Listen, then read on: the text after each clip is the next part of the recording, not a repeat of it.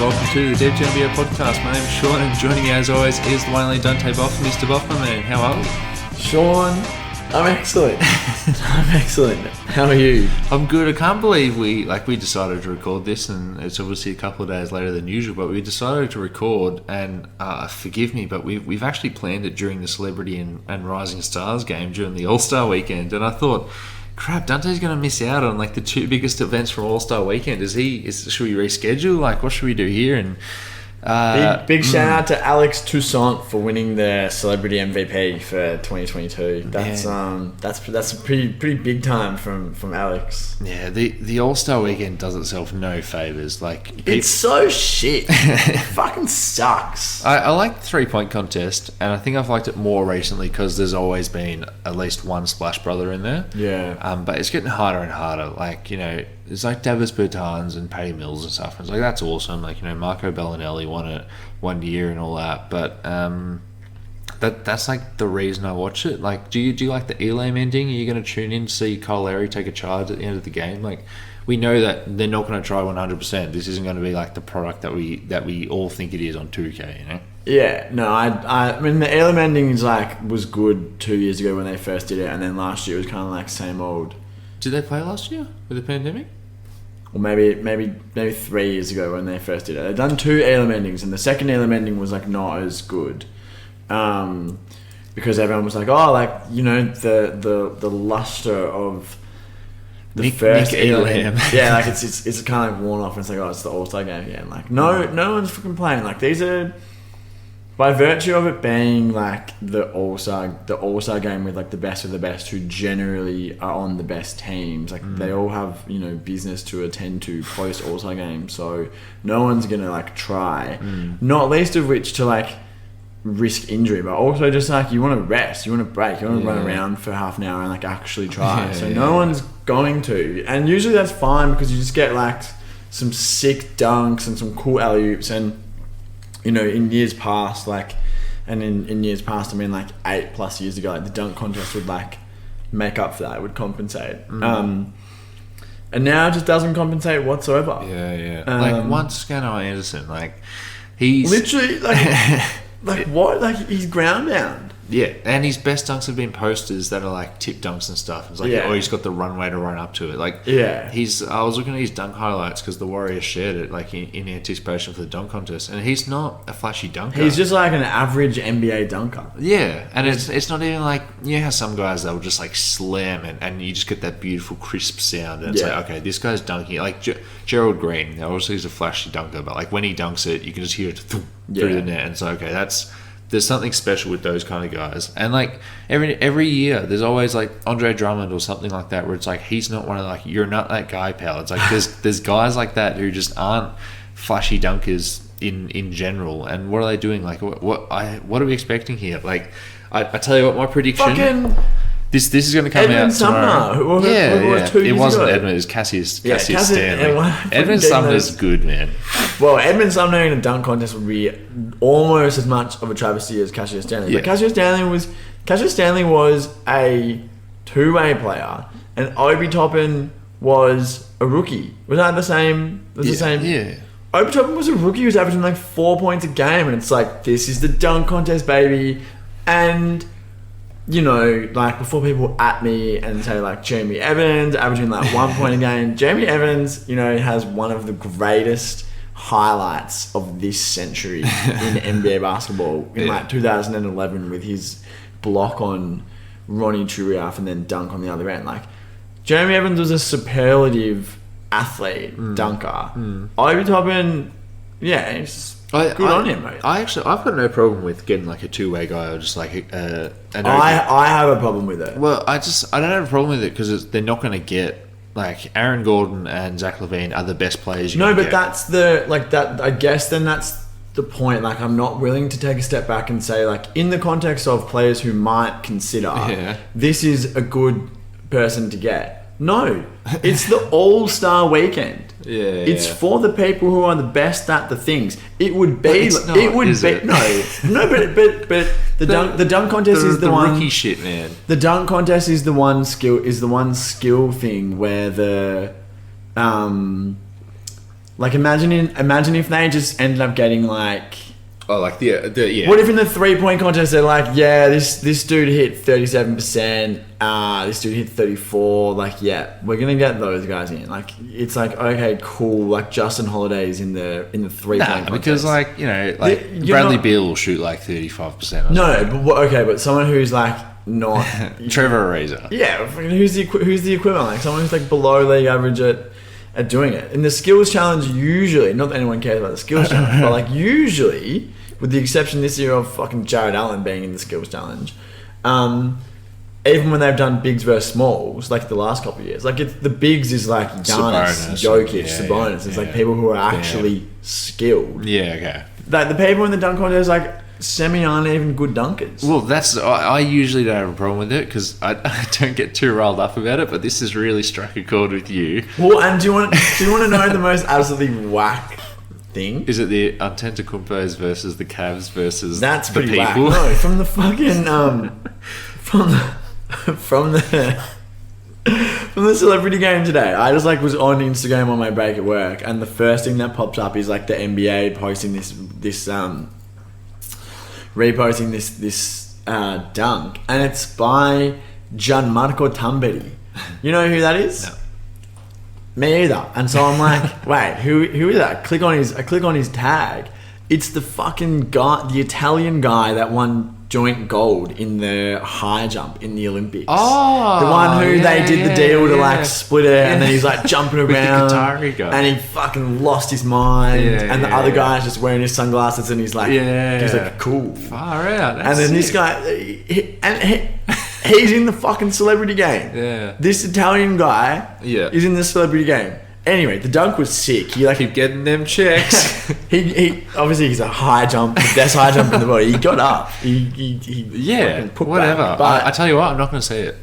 You honestly should. If there's one thing that you should see, is that also Myles Garrett, who's like one of the best NFL players, like fucking just demolished Quavo. Yeah, sick. I reckon you might be able to demolish Quavo in the celebrity game. But like the celebrity game should be for Kevin Hart, where it's like, oh, he hit a 3 and then he like makes a joke with Charles Barkley. Like that's we don't need it to be. Yeah, I just feel like the Rachel A. Demeter played one, yeah. Yeah, well, actually, shout out to Remy Picciani. Who we have a long running joke about like 3 or 4 years ago in the celebrity game Quavo. Life comes at you fast. Quavo blocked the shit out of Rachel Demeter. Like he fucking swatted her out of bounds. Like it was brutal. She was like running in for like an open lap, and he just comes, bam, and then he posted that on his Instagram with the caption in all caps and with like double spacing between the letters. He was like, "Sorry, Rachel," with the hand emoji. That's rad.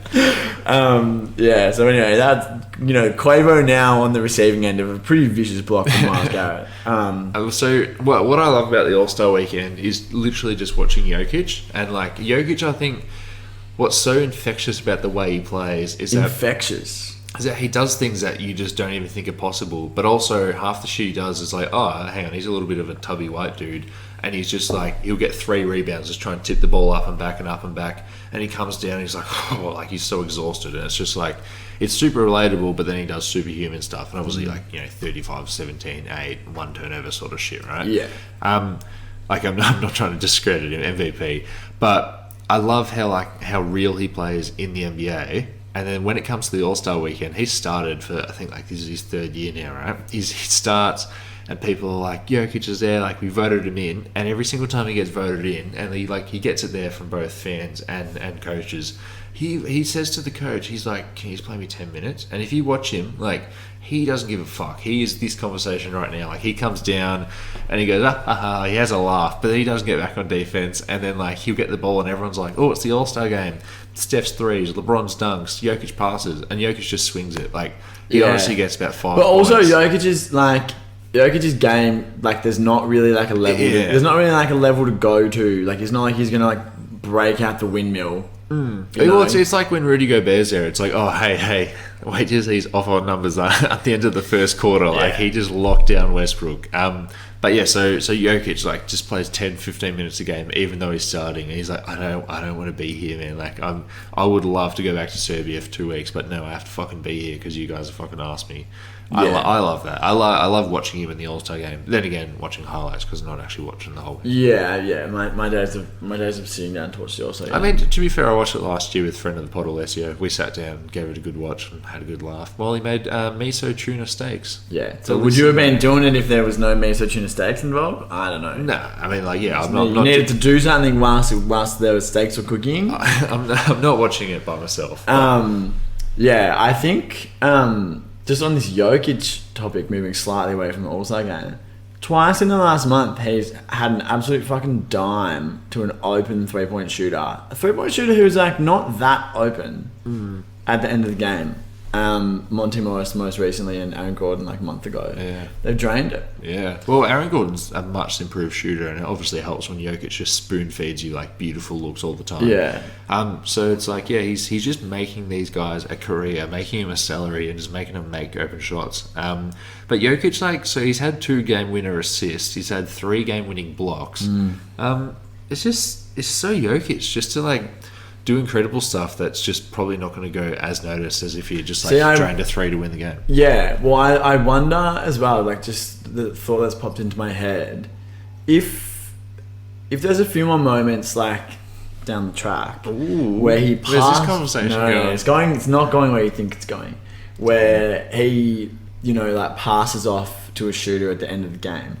If the shooter misses, and it happens like once or twice, if there's no like NBA commentariat uproar about the best player in the league passing off at the end of the game when he should be closing, like Jokic is in clutch, then it really does speak to how warped the LeBron discourse of like 10 years ago was, where it was like LeBron would like, at the end of the game would like create an open 3 for a 40% 3-point shooter, completely open. And then he'd miss it, and people would be like, "LeBron's a bitch," like LeBron, and like not even like fringe, not even like people on blogs, like fucking respected NBA people would be like, "LeBron just doesn't have that clutch gene." LeBron in Miami would do that, and there'd be a couple times every year he'd like create an amazing look for the end of the game, like someone a couple times someone missed it, and people were like saying all of that shit like he didn't as like a 24-year-old like hit some of the greatest buzzer beaters you've ever fucking seen. The one against Orlando, he had a couple against Detroit, like like literally like Damian Lillard level playoff buzzer beaters. That fucking, was it against Orlando where he scored the last 28 points in the Cavs and then hit a buzzer beating 3 from like 40, and then people are like, nah, he passed it off to Mario Chalmers, like he's not clutch.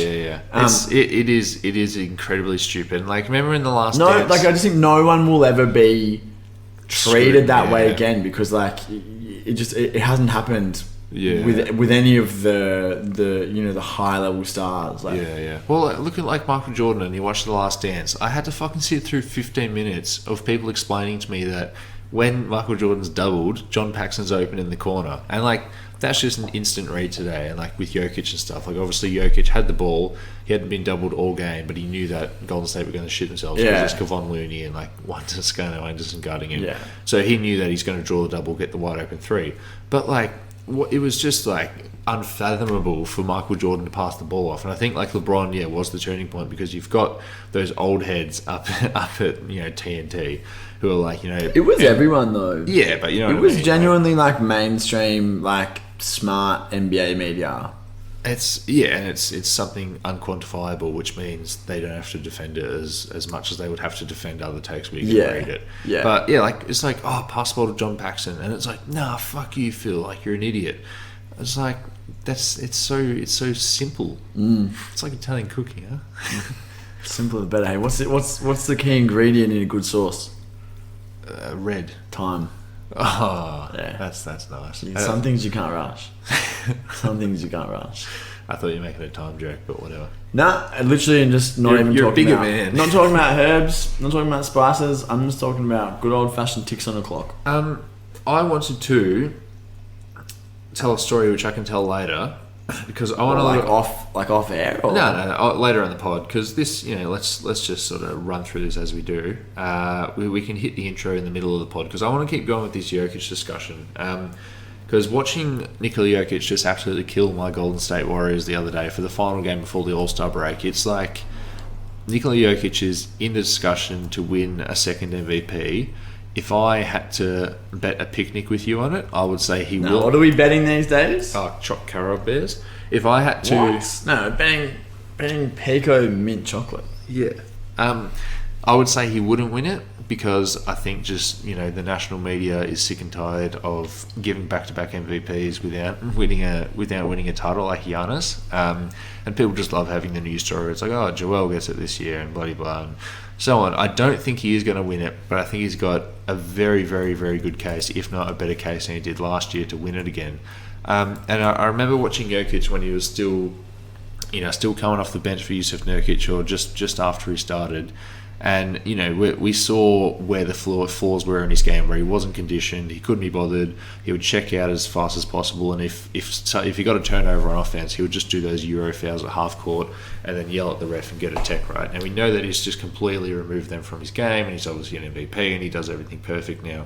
But this is like overcorrecting even more on the other side, because even last year, Jokic, it's like if there was a way to just like cut a corner and say, okay, one game before the All-Star break or one game before the playoffs start, let's just mail it in a little bit. Like he's going to get his 20, 10 and 8 regardless, and it's like fine. Like you're obviously Jokic and just wait until the bigger games come. But a day before the All-Star break, like the final game before the All-Star break, and a lot of teams are just sleepwalking. And then, we can talk about the Portland Trailblazers going on like 4-0 in the past week and stuff, and beating LeBron and CJ Ellaby, all that sort of stuff. But that's also sort of got to do with the opponents just sort of mentally checking out before the All-Star break. Jokic was playing against the Warriors, a Warriors team that was up full strength minus Draymond Green. And Jokic went in there. Will Barton did everything in his power to lose that game. Austin Rivers played well and Monty Morris played well, but the team wasn't like... The team was, like most other teams in the whole entire league, sleepwalking to the All-Star break. And Jokic just put in 110% effort. He wasn't getting doubled all game until that very final possession. And he just absolutely cooked the crap out of Golden State. And it's like, this is a dude who seriously cares about winning. And it's just really nice to see, like, come full circle from a guy who just really just wanted to check it out to a guy who's, like, grinding at the very last second before he goes on holiday for 2 weeks. And just like, they're obviously 8 games ahead of 500 right now, which is just beautiful and a really good place to be considering there's no Jamal and there's no MPJ. And I just thought I'd talk about that. And if you've got anything to add on top of that. Well, I think that the Embiid versus Jokic, like, MVP conversation, because I think it's safe to say those are the top two candidates, because Steph has like dropped off quite significantly since the turn of the... Since Clay came back. Yeah. Bloody fucking Clay. There's some fucking Monstars shit going on there. There's no argument for Giannis. Steph's dropped off. Giannis has, been incredible 50-piece the other day. But the Bucks kind of haven't been that good this year, and they're not represented in the standings in a way that you would look at and say, they're like an elite team.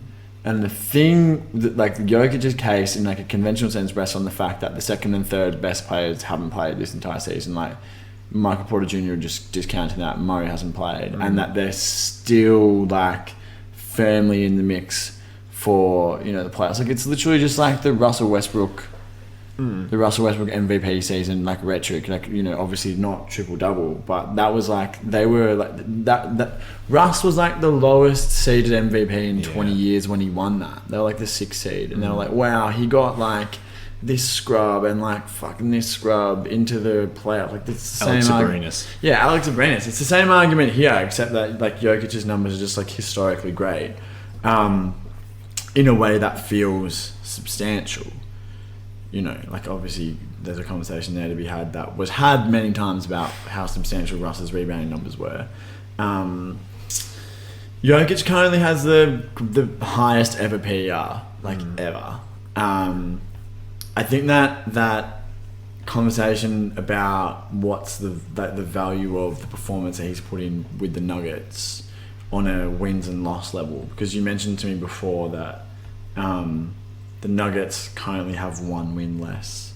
They're 6th in the West, and then the Sixers, who are 3rd in a very bunched up East, and the Bucks are right there as well with 36. So they're all kind of like in a little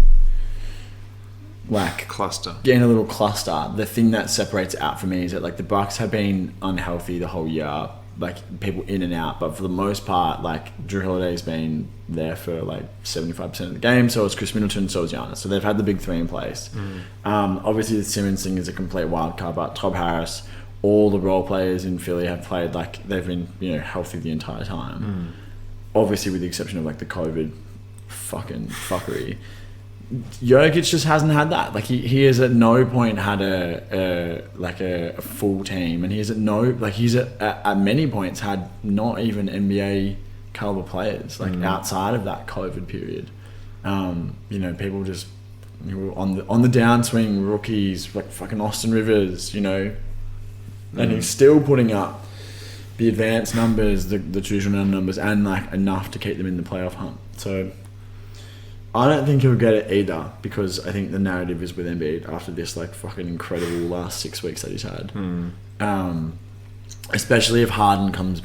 Yeah, and they're probably gonna like be the 2 seed. Yeah, if they're high enough, it's like you, the best player on the 3rd best team in the league. Like that's the MVP. Like, you know, there's pretty much no argument. I'm not even gonna mention that Devin Booker's name has nothing. We're into the MVP discussion. It's terrible. I mean, are you guys winning games? Yeah. Stay tuned. Do you honestly think that? Yeah, I think Jokic, if the series ends today, I think Jokic should be the MVP. No. Do you think Devin Booker should? Oh, no, not at all. But like, do you think he should be an All NBA guard? I think he should. I think he belongs in the conversation. I think he belongs in the conversation. And I think this year, maybe more than other years, there's a few guards who've kind of like fallen off who'd be mainstays. Like Brad Beal's not in the conversation. Dame Lillard's not in the conversation. Yeah. One of Booker or Paul will be All NBA. Yeah. And it'll be like between him and between one of them and like Zach LaVine for the 3rd spot. Yeah, I'd take Booker over Zach LaVine in a heartbeat. And I think it's been really good. Yeah, I know, but like the All NBA kind of criteria is like wins. Yeah. The best players from the best teams. Zach LaVine's been really good. Devin Booker's also kind of done a Zach LaVine and really committed on D this year. Like Devin Booker's like a genuinely good defender. Dude, we say this all the time, and like I say this all the time with other people, and you hear it, but the Team USA bump. Like, honestly, it's real, man. Don't talk to Bill Simmons about the Team USA bump. Seriously, like every single person that goes into Team USA comes out either a breakout year, but no one gets better. Who's that fucking random cunt from the Spurs? Oh, Keldon Johnson. Yeah, Keldon Johnson. I mean, he's been playing well, but like, think about the knock on Zach LaVine his whole entire career, and he plays for Team USA, and all of a sudden he's like 3-and-D, and he's hitting these off the dribble threes. And it's like, and obviously, you know, Steph and Clay are a good one to point to with how they grew after playing on Team USA. And Cole Lowry as well. Yeah. I'm like, it hasn't been proved wrong. Maybe Donovan Mitchell, but it hasn't been proven wrong. But Donovan Mitchell was like, by the time Donovan Mitchell got on Team USA, he was already really good. Like there was kind of like he was already averaging 23. I'm just saying, watch out for the next Olympics, because this hasn't been proven wrong. The guys keep going in there, apart from Mason Plumlee, and they keep coming out like exceptionally better. So I'm really excited to see when LaMelo Ball plays around. So. Yeah. Especially players who have like a skill that they could improve on. Yeah. You know, like LaMelo has got a lot of like, you know, holes to patch, which could be really good for him. But I think just going back to this like vague All NBA conversation, like I think that like Phoenix will get one of the 2 in there guaranteed. It'll probably be Paul for like much the same reason as like last year, because like Paul really is like the engine. But don't sleep on Booker. Like Booker is really, really fucking good, and if he ends up on an All NBA team, like he thoroughly deserves it. All right, well let's hit the intro. By the time you're listening to this, you can go on thedeep2.com. I cannot believe it's that simple. And wow, it's that simple. That's fucked up, man. That's fucked up. The most recent article on there at the moment is by Don Yang, obviously friend of the program and member of the Download NBA podcast. The Commonwealth connection starts again. Talking about the rising Toronto Raptors. Now, obviously, after the trade deadline, something that Don wrote before the trade deadline is that he'd love to see him trade for, an actual centre that can sort of put everyone back into the position where they need to be. They traded for an actual centre in Thaddeus Young, but he's got a little bit of skill overlap with the other players on the roster. But check it out, really nice piece by Don. Appreciate him contributing to our website. And thanks, Don. Yeah, big shouts. And it's nice. There's like 2 Toronto Raptors dudes on there at the moment, so we're not going to get called for any bias between the Warriors and the Suns. Yeah. Arguably, we're a Toronto Raptors blog now, but when we're definitely not a Phoenix Suns blog. The Phoenix Suns are underrepresented on this website, but the Golden State Warriors most certainly not. If you did like a text search for Golden State, I wonder how many times it would come up on the website. 3, maybe. Is there something else to plug as well? Well, I will be writing an article that should be up there by the time you listen to this. If you're listening to this next week, Monday onwards, an article will definitely be on there by myself. If you're listening to this on the weekend, have a beer. Chill out. It'll be up on Monday. Just kick back. Don't worry about it. Calm down. If you're listening to this on Monday, go to the website. An article by me talking about the Portland Trailblazers, who, as we mentioned before, are the hottest team after the trade deadline. But just looking at where Portland's going, they've obviously torn everything down. They've got assets and cap space, not too much cap space, but they've got the room to retool around Damian Lillard. And I look at allegedly where they go with that room, and if it's possible, and if it makes you feel better, I did everything I suggested in the article on 2K. How'd that go for you? We lost in the second round. Yeah. But it was fun. Yeah. I bet. Well, that was, not to gas you up too much, that's a banger. Oh, thanks. Listeners, part of my co-host privileges is that I get to read all the articles before they actually go live. So I'm kind of like a big thing, but I can confirm that your article was really, really good. Like, every now and then, obviously the stuff that you write is good. You're a good writer. But every now and then there's one that makes you just kind of sit back and go, yeah, it was a really good article. Like, extra good. So, is it sui generis? Does that mean, like... I don't know. You're the one that's fucking talking in a different language. You got to know. You got to know what he's saying. Yeah, but you always do this shit, man. Sui... Jeez. Hold on. Sui generis. Sui generis. I think Ronaldo said that. It says unique, but I thought it meant like really good piece. Well, it was unique. Yeah, whatever. It's a really good unique piece. Well, let's just let's stuff up the run sheet a little bit more, because one piece that I wrote. One piece. You a fan or? Yeah. I've actually got the first 2 manga in Japanese. I actually haven't even. You know what really used to annoy me? I used to watch it when I was a kid. I went to Cheese TV. Yeah, like Cheese TV, exactly. Yeah, I went to before school care every day. Yeah. Because my mum didn't love me. I went to before school care too. Yeah, well, I've got news for you. But sorry, your parents aren't grinding, brother. But in like grade 1, I'd watch it. Yeah. And the lady who ran before school care would like set me up like with my table. She'd bring me my Nutri-Grain. Sit there and like eat Nutri-Grain, just vibing out. And then it would be like you'd be watching it and they'd be like saying the character's name and they'd be like Luffy. Yeah. They'd say Luffy. Yeah. The character's name's Luffy. Some of it wanted Luffy's attention. They'd be like, "Hey Luffy, look over here." And then it would go to like the Toasted TV hosts, like Dave and Amanda. Yeah. And they'd be like, "Whoa, what a great episode. Can't wait to see what Luffy's up to next time." And as a 6-year-old, I was like, "That's not a fucking say." And it really like turned me off because I'd get secondhand embarrassment from these people. Like, obviously they weren't watching it. Yeah. And no one was pulling them up on it. And they're just coming in being like, "Yeah, Luffy." It's like, bro, it's One Piece. This is your flagship morning weekday program. You got to get the main character's name right. Yeah. This cunt can get his... It's got a little E next to it. feel like the F word is a different kettle of fish. This bloke can extend his arms and do all sorts of crazy shit, and you can't even say his name properly. Anyway. It's like when you were saying it's like when you're listening to other pods, and friend of the program Jay did this when she went on the Jeff Van Gundy National Basketball Association trivia show last week. But she went to say something and she stopped herself and was like, "Oh, can I swear in this thing?" And I've always wanted to be like, Nikola Jokic doesn't get the respect he deserves. Can I swear in this thing? And they're like, yeah, go ahead. And you just say the most vulgar shit unrelated to the topic you were talking about. You're just like racist, homophobic, just C-word and stuff. You're like, oh, sorry, man, unrelated. I just really wanted to ask if you could swear on this show and just get it out. But yeah, luckily I described the joke instead of doing it. So One Piece... That's I had the Luffy problem myself because I used to just read the manga when I was little. Right. I didn't really. So I would have hated you if we had met when we were like 7 and we talked about One Piece. I would have been like, get this bloke out of here. I had this so like I used to watch it on Cheese TV, but the problem is when you're a kid, like you can't just like get Anime Lab or Crunchyroll yourself because you're a kid, you don't have any money. You can't just like get this subscription service. Yeah, also it was like 2005. Yeah, well you can't just like buy 2,000 DVDs of anime and watch it and just smash it all out. So I would be like, I'd watch the first episode and I'd be like, that's awesome, man, like, can I watch another one? Like, I want to binge it as a kid. And I just didn't have, $3,000 to buy all the discs. Yeah. So then I was like, well, why don't I just go to one of these, illegal manga sites and just read? Because obviously the manga's also ahead of the anime.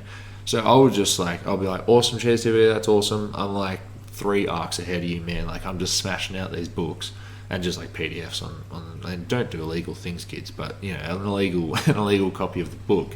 I'm a writer. Weird. So I'll just smash it out. But because I was smashing it out, watching it as opposed to reading it, I had to see all these names that they're also coming from Japan, so I didn't really know how to pronounce them as well. So I just had to come up with a pronunciation. I love how I trip over that word in my head. So yeah, Luffy. I called him Luffy, and then years later, I'm talking with a friend about One Piece, and I'm like, fucking cool's Luffy.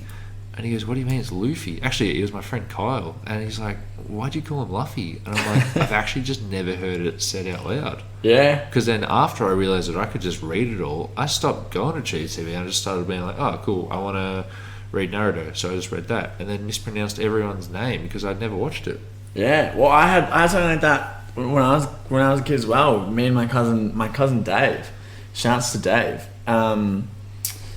Reading The Ranger's Apprentice by John Flanagan. Great series. But one of the main characters, like the main love interest, her name's like, how would you say that? How do you say that word? How do you say that name?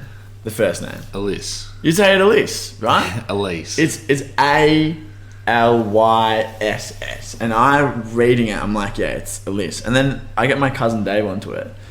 And then we're talking about like, oh, how hectic is this bit? And he's like, yeah, when Alice. And I'm like, nah. Yeah. What are you fucking? And he's like, nah, it's Alice. He didn't have that moment where he was like, oh shit, I've been saying it wrong. He was like, no, you've been saying it wrong.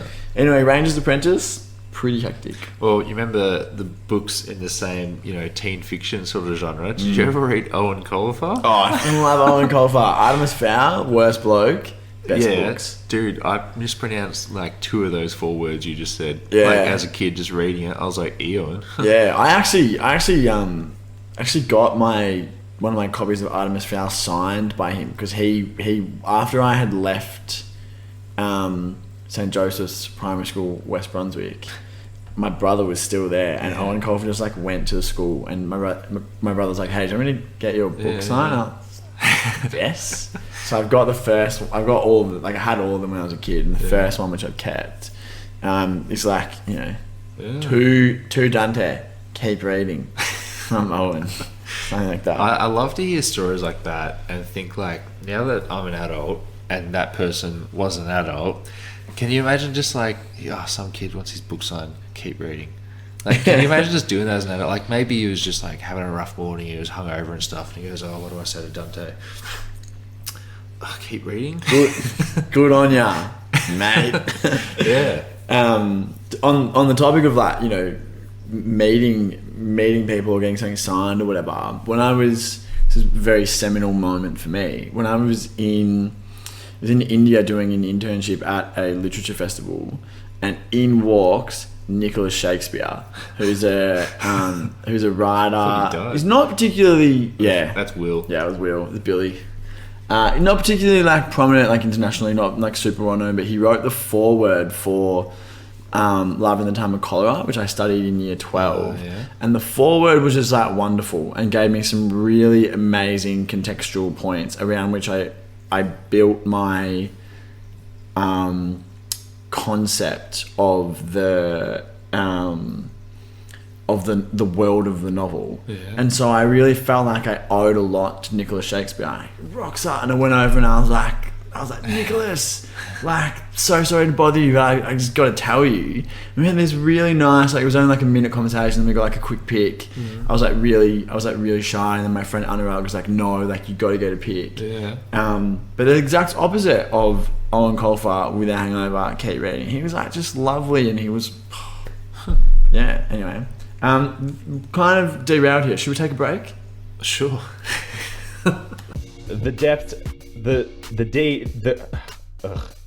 The deep two. God, that's a mouthful. Anyways, I'm Marco, co-host of the Hey, Daniel Gafford, what's the name of our podcast? The JVG NBA Tribute Show. Wow, I can't believe it's that easy. Thanks, Gaff. You probably know us as two members of the Four Man Weave plus Marco, but we know you as our next listener. Well said, Lucas. I gotta ask, how do we differ from the Pack of Basketball podcasts? It's a great question, Marco. You see, on our basketball podcast, we have two male co-hosts. Wow, truly groundbreaking. After this episode, stay on your favourite podcasting app and give us a spin.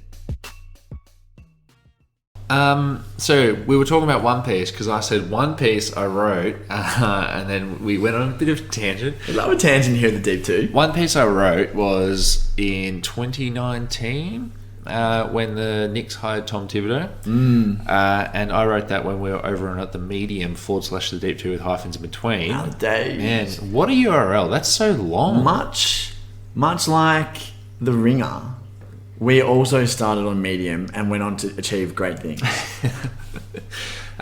It is a very long URL though. It'd be amazing if we could simplify it in some way. Could we? Let's get a CTO on that. So I wrote the article about the Tibs hiring, and this was just before he got hired. Do you remember when Ian Begley and Mark Berman? Also, when making the Jalen Brunson video, I got the footage of Porzingis getting like his introductory press conference, right? Just so I get like the B-roll chucking in the background.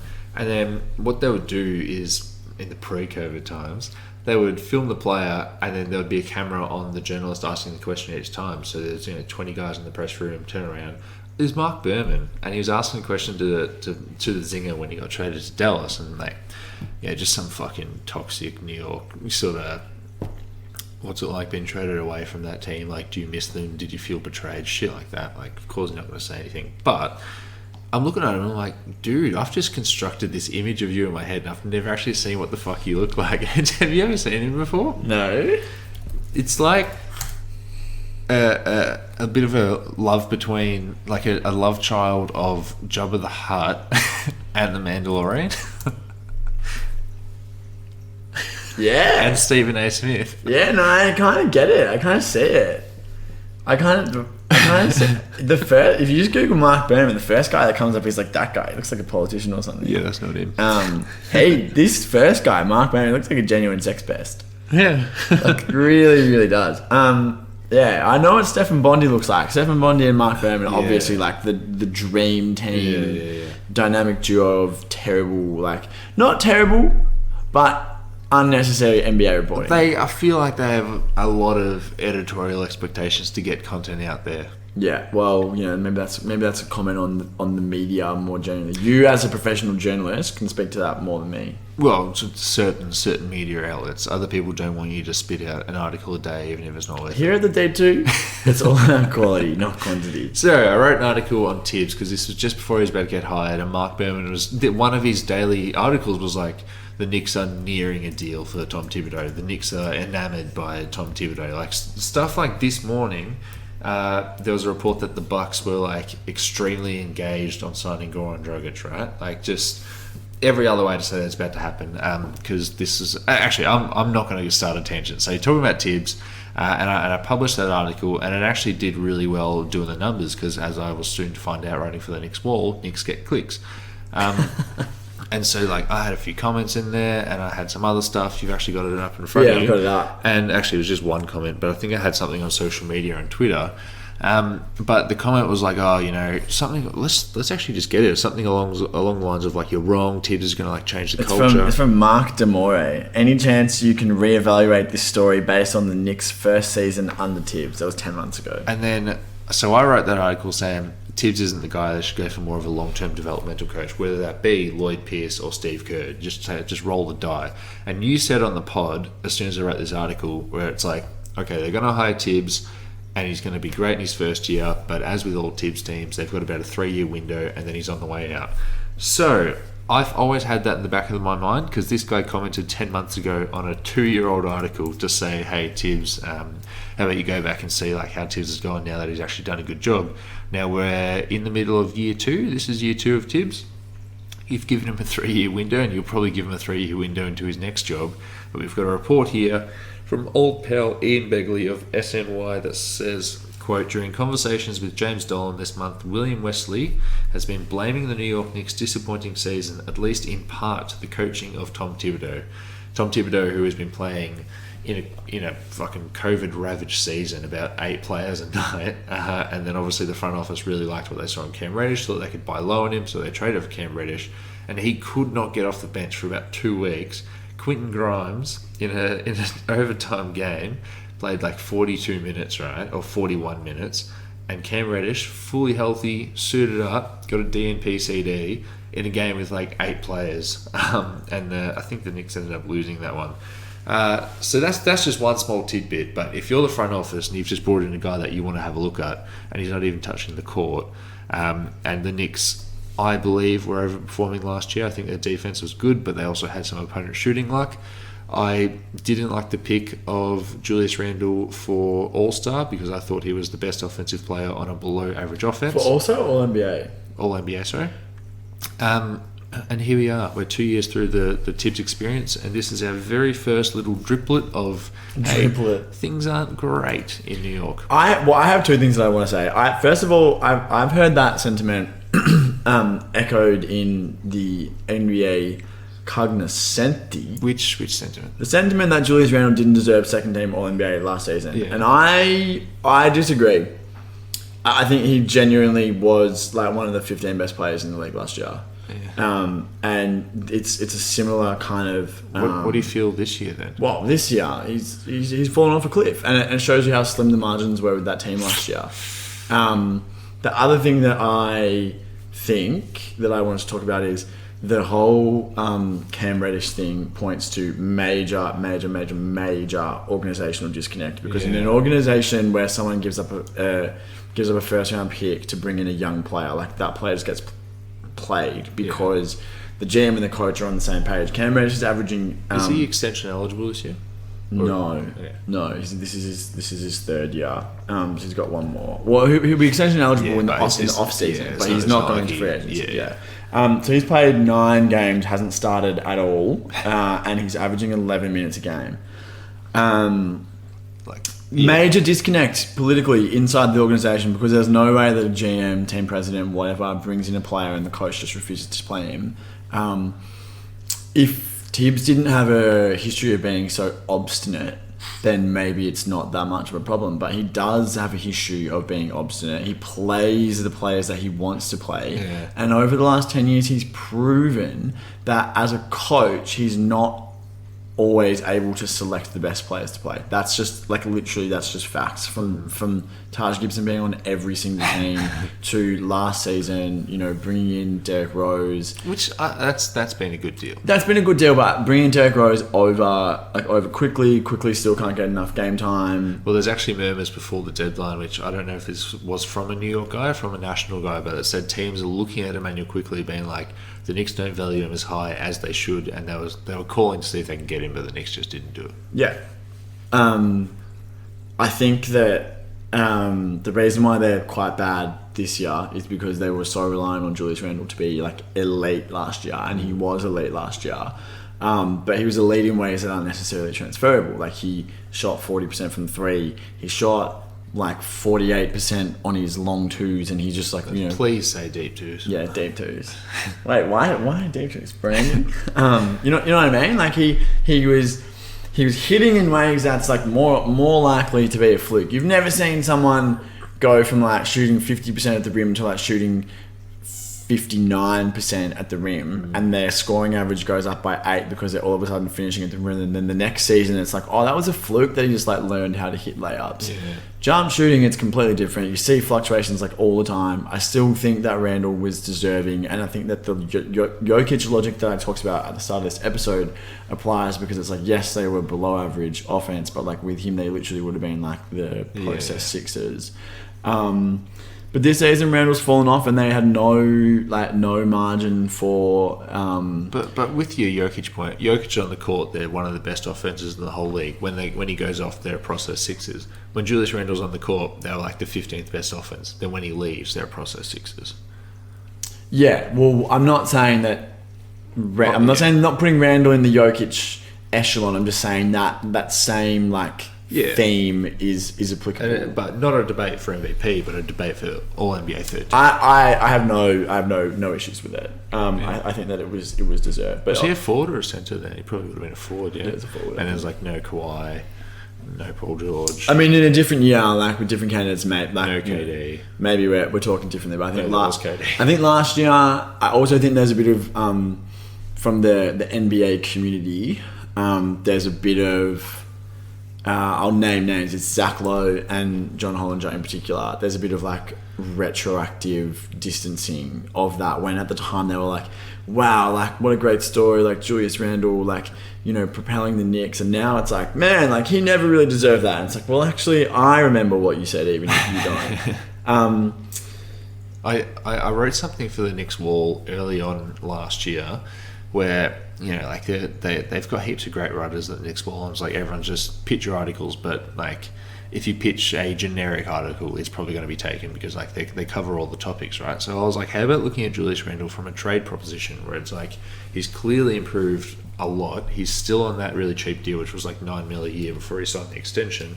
How about the Knicks look at it like, okay, RJ Barrett's getting better, we're in a playoff position right now, why don't we just try and like sell high on Julius Randle? Because right now, fast forward to today, they've signed him to the extension. It would be very, very hard to trade him unless you're trying to trade shit for shit. And by shit, I mean like we saw the discussion with De'Aaron Fox, where it would be De'Aaron Fox for Julius Randle. Yeah. Like how much could they have gotten last year trading a $9 million a year Julius Randle selling high? And like I copped a lot of crap on that for Twitter. People were like, no, we're going to make the playoffs this matter. Like the playoffs this year, it doesn't matter. Like, you know, why would we trade him? But that might have been the most they ever get back for Julius Randle, and at the moment it's looking like the next great Knicks team probably has RJ Barrett as their starting three, but does it have Julius Randle in it? Well, does it have RJ Barrett as their starting three? He's playing well. Is he? Yeah. Has he? My question with RJ is like, has he developed anything that he didn't previously have? From last year, or from like a rookie? Just from like how he's been his entire career. Like he hasn't really developed his handle to the point where you're comfortable with him running pick and roll, which as a all-star wing, like that's kind of like a necessity. Yeah. He's still not like an amazing shooter. He's still not an amazing finisher. He's still got bad shot selection. He's a sick defender. Like he's really, really good defensively.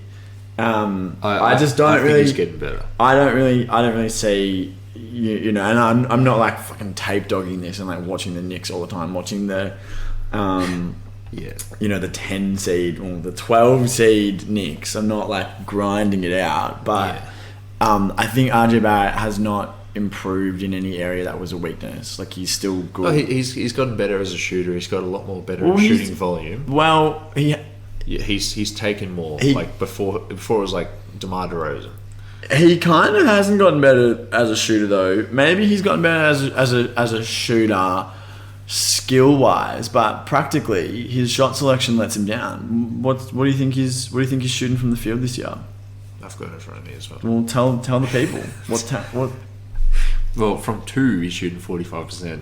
And from the field, he's shooting 40%. That's terrible. Yeah. That's terrible. On a bad offense. 35%. If RJ Barrett is a 35% 3-point shooter for his career, just call that a win. You know, you're a non-shooting wing. Who are the best non-shooting wings of the last 10 years? It's probably DeMar and Jimmy Butler. DeMar and Jimmy Butler aren't shooting 45% on twos. But DeMar and Jimmy Butler aren't 21. Like, if you say Yeah. development usually stops at 23, right? Yeah. You've got a guy who in 2 DeMar years... and Jimmy Butler... I'm very sorry to interrupt you, but DeMar and Jimmy Butler also didn't get this many reps early in their career to show no improvement. Yeah. Like, he has shown improvement. Like, he's, as you say, he's a better defender. He has gotten better I'm talking about purely offensively. Yeah. I'm talking about, can he be your second best player on a championship team? I just think the answer is no. I feel better about him that I do today than I did a year ago. I feel better after seeing him just up his volume everywhere and dribble a little bit more and just do more stuff. Yeah, it's still not great, but it's not like he's unplayable. It's not like Killian Hayes where it's I'm not saying that he's unplayable. I'm just saying that, like, when, just like hypothetically there was another great player on this team and he... Oh, yeah. Maybe the better way to conceive of it is, like, if he was the 15th pick and they weren't force feeding him 35 minutes a game for 3 years. Like, he might be closer to Cam Reddish because they're like, you have to earn your offensive role. You haven't really done enough to actually show us you've got any, like, benefit in us just, like, giving you the ball all the time. Then he just wouldn't get the ball. But because he's the number 3 pick or number 2 pick, you know, and it's New York and they need that, like, secondary star, there's no one who they can feasibly sell as, like, the, you know, the heir to the throne. Like, I think he is... What's the opposite of a victim of circumstance? He's the beneficiary of circumstance in that way because he'd be on a shorter leash if he didn't have the draft pedigree. Yeah, that's true. And if he was 2 years older, like because he came in at 19, and if he'd come in at 20 or 21, I would be like, oh, okay, hang on a minute. But just he's got 2 more years of, like, plenty of growth, and I feel better about that moving forward. One thing that I want to jump back to is the Tibs discussion because I can't emphasize enough how, like, much of a fucking, you know, much of a red flag siren going off it is that, like, Cam Reddish isn't playing, especially with, you know, the reports now coming out of a bit of, like, you know, disconnect between the front office saying that, like, they think that it's the coach's fault. Also, fucking newsflash to the front office, Evan Fournier is your 3rd best player, so that kind of tells you how good you're gonna be. But is Tibs gone after this season? No, 1 more year. Like you said, 3 years. Yeah, 3 years. But is, if you get to the end of this year and you're like, okay, is it more likely that 30 games through the season where 18 and 12 or 12 and 18? And if the answer is that you're more likely 12 and 18, why do you bring him back? Yeah, because maybe they're on a high from that first year, and that's well, they're not on a high now. Maybe that's where Tibs gets you. Maybe that's where the third year Tibs thing is. Like when everything's going well and they're in the playoff hunt last year, like when it rains it pours, it's like, oh my god, Tibs looks like a gangster out there, man. He looks like the Penguin, and he's just like shouting, play 44 minutes, RJ. Like he looks awesome. But as soon as he starts losing games, it's like, why are you playing Quentin Grimes 44 minutes? This isn't how you do coaching, man. And it hasn't worked for you in 2 stops previously, and it always ends the same. Yeah. Well, 3 including this. Yeah. It's I can see that happening, but I don't reckon it happened. Like, because we're still so close to him. The issue is he was coach of the year over Monty Williams. Yeah. Well, obviously that was a travesty. Yeah. That was a travesty in the moment, and it only looks worse in hindsight. But speaking as someone who's experienced this in the not too distant past with Earl Watson, if you're having doubts about your coach going into the off season, if you think that there's a chance it's going to be bad right away and you're expecting him to be good, like, just fire him, because the worst thing that you can do... It was a bit like Luke Walton. The exception to the rule is the Hawks last year, where they thought about firing Lloyd Pierce, they didn't. Then the Hawks were terrible. They fired Lloyd Pierce, and then they ended up running all the way to the ECF. That usually doesn't happen. If you if you bring a damp sponge coach into a season when you're having doubts, and then your doubts get proven right 30 games in, the season's lost. The season is like completely lost because you're either in a hole with your record that you can't dig out of to any meaningful degree, or the vibe is just so fucking shit. I mean, look how long it took the vibe to resuscitate in Minnesota. Like, Tibs leaves, Ryan Saunders comes in, the team's terrible. Last season, Chris Finch comes in halfway through, and people are like, oh, like, yeah, it could be good. And like, now, but how many seasons removed are we? Three full seasons, 3.5 seasons removed from Tibbs leaving. Yeah, I don't think that's all Tibs, but it's no, it's not all Tibbs, but it doesn't help. But it certainly is. It certainly is like something to do with him, and obviously he has these tendencies as a coach to just play players that he knows, play veterans over feeling. He just wants to know that if he's got a player who's a 6 out of 10 and he knows they're a 6 out of 10, he's much more comfortable with that than a young player who's a question mark. The young player could be a 4, he could be an 8, but he's not prepared to see if he could be the 8 for fear that he could be a 4. Yeah. And that's not healthy. Yeah. That's not a healthy mindset to have as a coach, especially when this team has invested assets in Cam Reddish, Obi Toppin playing 15 minutes a game. Like, figure it out, bro. I don't know. All right, well, it looks like we'll have time to talk about one of the trades from the trade deadline. Now, obviously, we recorded our trade deadline episode a day before the trade deadline. And we joked as well, like, haha, like, we're gonna... But we knew. We didn't know how much. Yeah. We joked on that episode, like, haha, like, it'll be outdated immediately because there'll be a trade that happens after. And then literally there was like, fucking, said a moment ago when it rains, it pours. So we haven't actually talked about the trade deadline deals. What's one that you want to talk about? Torrey Craig back to Phoenix. Love it. Literally, I said, someone rescue Torrey Craig from Indiana, and bam, Torrey Craig for Jalen Smith and a second-round pick. Huge. Jalen Smith, watched him. I've actually randomly watched 2 Pacers games in the last week. The Tristan Thompson there, right? Jalen Smith is so shit. But, like, why don't you pick up his option and trade him? No, it was genuine. It was an indefensible decision because... Bill Simmons, we were talking about Bill Simmons' podcast before. He reckons it screams a little bit too much like penny pinching. Yeah. For old mate, toxic culture, sexual assault. Yeah. Who is he? Magnum condom Sava. Yeah. Big dick Rob. Such a shame, man. Dante, I want the best for you. You're my friend. Yeah. I want the best for you, and you've pretty much got the best right now. Like, you're a title favourite, and it could all come crumbling down because of some poor man's ego. We sign and trade 8, and then we re-sign JaVale McGee to a 440. Did you see the rumour that, like, we will eventually pick a trade and talk at it? Aiden and Sabonis. What the fuck, man? I mean, like, who knows what that was? That could have been Indiana saying... Yeah, I don't. That's one thing about us being asleep for the deadline. We don't see the timeline. I put very little stock in that, and I also put very little stock. Generally what Bill Simmons says, and this was the first time I listened to a Bill Simmons podcast in like 4 months, and then 15 minutes in, I was like, there's like 3 separate occasions where I'd be like, that's a pretty stupid thing to say. But I also don't put any stock in the idea that we're not gonna pay Ayton, because the argument would be, well, like, we've done really well with our backup centers in this, in this season, but Ayton is inarguably better than any of them, and he's also an investment in the future, in a post Chris Paul future, in a way that none of them are, because it's not, like you tell me that Chris Paul retires and then we reorient the offense and Ayton averages 21 points a game for 4 straight years whilst he's on a max deal. Well, if your center is averaging 21, 12 and is playing good defense, like, he's probably worth close to a max anyway. So I'm calm. I don't think that there's penny pinching. I think if there was going to be penny pinching, it would have been with Mikal Bridges. Yeah. That Mikal getting so much means they're just gonna go for it and cop the tax for 3 years. I hope so.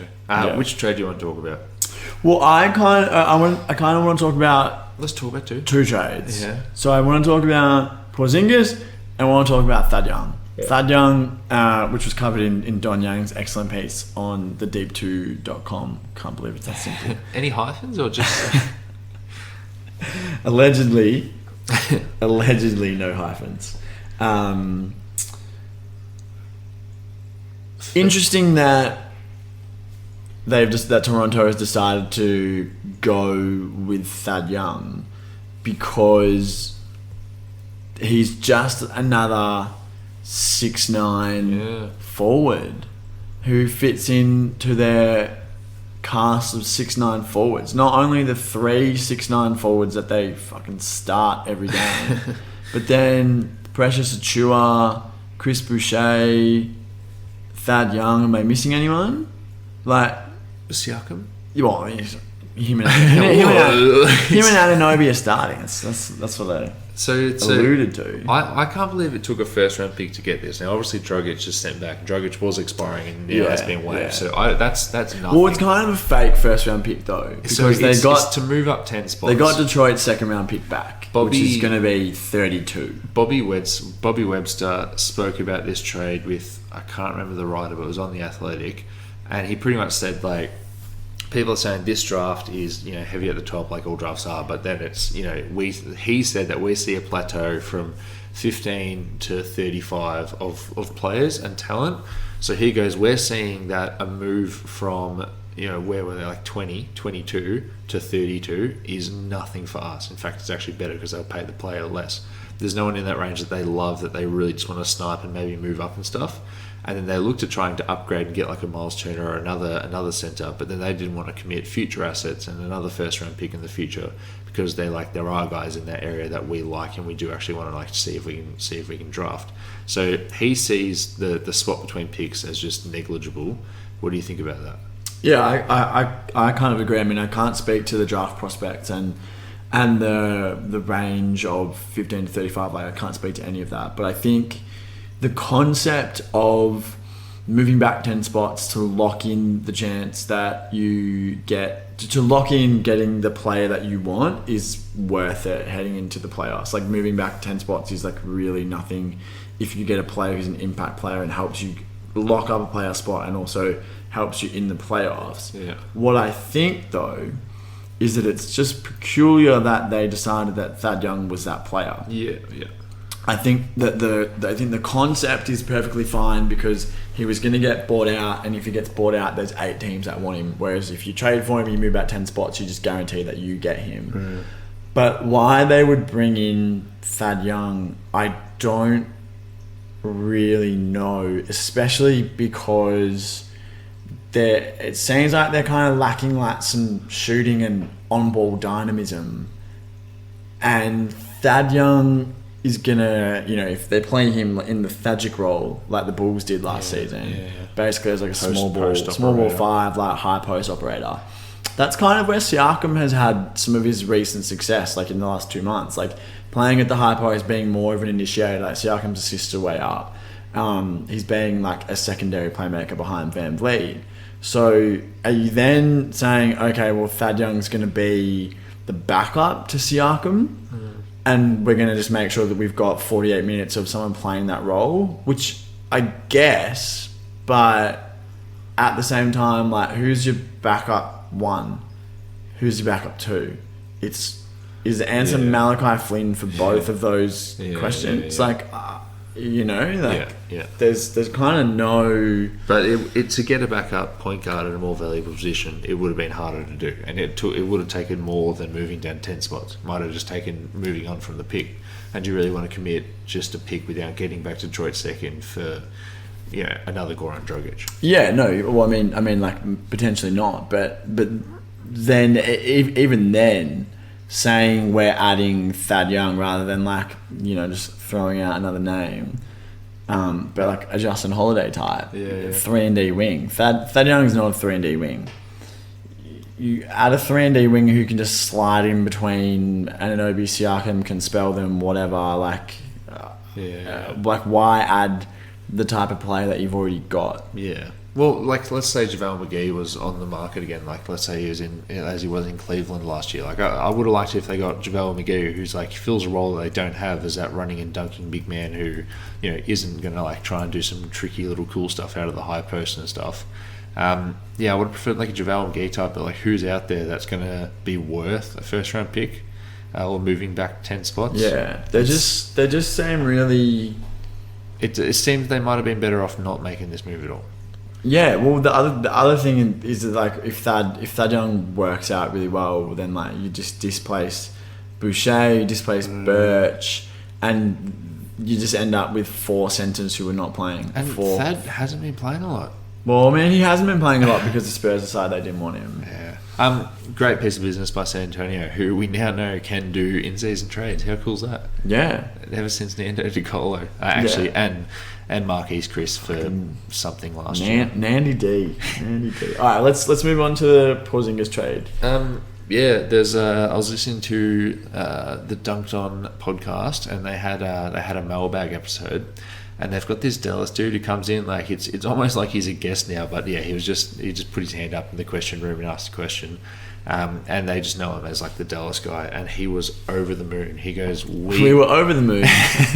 We got off of Kristaps Porzingis. It didn't cost us a good first round pick, and like 2 guys that he didn't say this, but I think like you can definitely recruit." Oh my god! Hit the mute button. Whoa! You good? The cost of hydration sometimes, huh? Like, you traded Kristaps. Should we take a break? Nah, you go here. They traded Kristaps. This is real radio. They traded Kristaps for 2 guys who are bad contracts right now. Like, Bertans and Dinwiddie aren't good contracts, but I personally love both of those players, and I personally think both of them can be worth their contracts, and maybe they're not going to outperform it. Cough.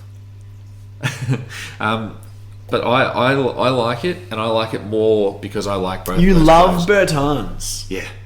What he did 2 years ago. 2 years ago. What, he hit 3 threes a game and did nothing else. It was sick. Fucking skits. And I like him much more around Luka Doncic. And I just really like Spencer Dinwiddie, and it's a shame. At the start of the era of the Deep 2, I was very pro Spencer Dinwiddie, and I started probably at the end of 2019 to maybe like kind of turn my my opinion of him a little bit. He has like secretly for the last 2 to 3 years been one of the worst. Well, last year he was out with an ACL. I'm talking like when he's on the court. Yeah. Been one of the worst scoring players in the entire league. Like, not what in 2 years ago for Brooklyn. Let me bring the Jamie, get that up. Yeah, let me bring the statistical weight to my my claims here. The dude is just not an efficient scorer in any. Look at that. There's a lot of blue there. There's a lot of blue there. Go up a bit. No, check his shooting numbers, bro. Oh, that is his shooting numbers. He also doesn't really get to the rim.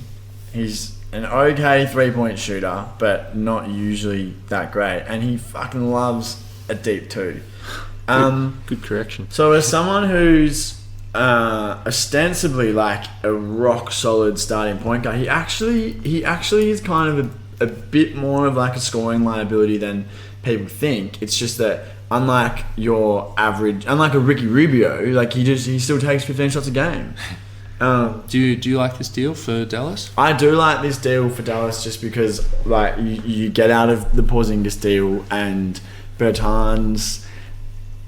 If he relearns how to shoot, but paying $15 million a year for Bertans is not actually the worst thing in the world. And he's got one of those contracts, I think, where there's minimal guarantees in the last year. Yeah. So you can trade him once he's got 2 years left. You can trade him like a semi-expiring. So he's got 2 years after this year, and then you can just waive him in that. So the question that I have is, has Dallas got Dinwiddie just because they wanted to break the contracts down into smaller increments? Or have they got Dinwiddie for a reason? And is that reason to play back at point guard for the next 3 years? Or is that reason...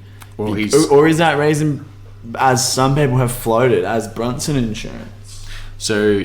Yes to both. Just also quietly on my point before, like Dinwiddie's played 8 years and he's only shot above 50% from 2 once. Yeah, that's a good year. That's diabolical. That is absolutely diabolical. Dinwiddie's getting paid 17 this year, 18 next year, and I think there's like a tiny guarantee in the 3rd year, so they can just waive him after next year. Yeah. Bertans has got 2 years after this one, but if Bertans learns how to shoot, right? Maxi Kleber, who I love saying led the league in block percentage for 2 years, hasn't been a Rudy Gobert type. Shocking. But if Bertans can shoot on offense, I would much rather have just a huge white Latvian JJ Redick as opposed to JJ Redick who's black. I'd rather have a good shooting Bertans next to Luka than Kristaps Porzingis. And that's kind of weird to say, but also like you just trust that he can stay healthy forever. And I'm rooting for him so much. I really like Bertans when he was 2 years ago. I had him in fantasy. I traded for him, and I like that around Luka. And yeah, the Brunson insurance is a bit scary because maybe they're reading the tea leaves a little bit and they're a little bit worried. Because if he is Brunson insurance, then your team gets much worse because Brunson's good and Dinwiddie's not good right now. Yeah, Dinwiddie has proven this season, and you can make the allowance for coming back from the ACL, okay. But unless he gets substantially better, he's not a starting caliber point guard. And I would say that even in those seasons when he looked really good, there are some like real limitations that put him firmly on the lower end of starting caliber point guard, lower than he might have appeared to me 2 years ago and you now. He's like secretly not that good, even though he appears for all intents and purposes to be good. So if he is Brunson insurance, your team just got really shit. It's not good insurance. No, it's terrible insurance. And there's been rumours about Dragic, who has been bought out by the Spurs, signing with the Mavs to play with Luka. I think let's assume he's a Buck. Like by the time this podcast comes out, he's not going to be a Mav. Why would you go and be the 4th point guard in the Mavs just to hang out with Luka? 3rd according to you. Yeah, well. If you're Jalen Brunson and if they did bring in Goran Dragic, you got to be like, dude, at least try and like appeal to me, because like imagine you're Jalen Brunson who's starting right now because Tim Hardaway Jr. was out, and then they just bring in 2 guys who like are just going to eat up your minutes. That's not good for an unrestricted free agent. And also watch my video on the Deep Two on YouTube. The film room. Should they have traded Brunson? No. They should re-sign Brunson, they should re-sign Brunson. They're gonna re-sign Finney-Smith. I think they're gonna re-sign Finney-Smith for something in the neighborhood of like 4 years, 50, which seems pretty reasonable. And the reason why the Porzingis trade is so good is because they didn't have to send any assets out, and you get 2 more tradable like contracts. Like Dinwiddie having that last year voidable means that he's a $20 million expiring next year, which you shouldn't have to send out a juicy asset if you wanted to move that. It also means you can package those picks to get into, package those contracts to get into the max conversation again next season if you want to. If someone becomes available, you decide you want to do Luka and Brad Beal. It's like, well, maybe not Brad Beal because send those guys back where they came from, but you know what I mean. Like if someone comes up again, you can get in the conversation with those salaries. So they're useful to you up to a point, and if you decide they're not useful to you as a number or as a player, you can move on from them more easily than you could from Porzingis. So I agree. I feel better about the Mavs moving forwards after the deadline. They're inarguably worse right now because Bertans hasn't been a rotation player. Yeah. And Dinwiddie's been really bad. And Porzingis, for whatever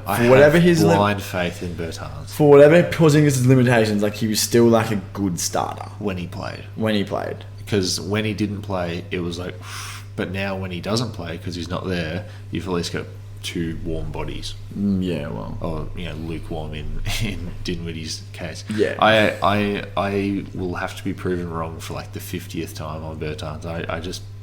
he shot so well and it looked so good. And he made 1-3 against New Orleans the other day. Swang around the whole entire court, and then even though I think they switched the final screen and like Brandon Ingram got a hand up, he just drained it. And I'm like, he can do that. 1 of 4 last game. Yeah. Let's see. Let's wait and see. In a better position, the Wiz. I don't know, man. I need to go to the toilet. Do you want to wrap it up?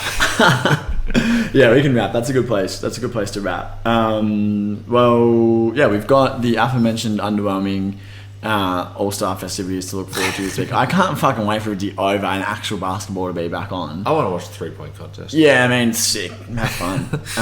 But when we come back next week, like the basketball will really matter. Yeah. Now, the basketball that we'll be about to watch will really, really matter. We'll be on the verge of seeing KD come back. We'll be on the verge of seeing Ben Simmons. We'll be on the verge of seeing Harden. Like, you know, everything kind of takes on a bit more of a... That's if Simmons can play. Yeah, well, I hope he's feeling better. Out of Patty Mills, Fred VanVleet, Trae Young, Desmond Bain, Zach LaVine, Luke Kennard, CJ McCollum, and Karl Anthony Towns, who wins 3-point contest? Desmond Bain, Smokey. I've got Patty Mills because I'm Australian. Yeah, fair enough. If all should we do a dunk contest prediction, or do I have to Google who's in the dunk contest first? You're gonna have to do that second thing. Can I try and guess it? Cole Anthony, Juan Toscano Anderson. Have you got it in front of you? Yeah, I'm just fucking on one of those websites where you scroll. Cole Anthony, Juan Toscano Anderson. Yeah. There's the one player who we've mentioned their name. Obadiah Toppin. And one player... Obadiah Toppin. One player who's a notable G League alum. Is it... Wait, is he in the G League right now? No, he's a G League alumnus. Currently playing in the NBA. Jalen Green? Yeah. Nailed it. Jalen Green will win. Yeah, well, fucking wait. He's got to beat out JTA. Anyway, before we get bogged down in this again, let's wrap. Right, I will speak to you next week. Yeah, it's been real.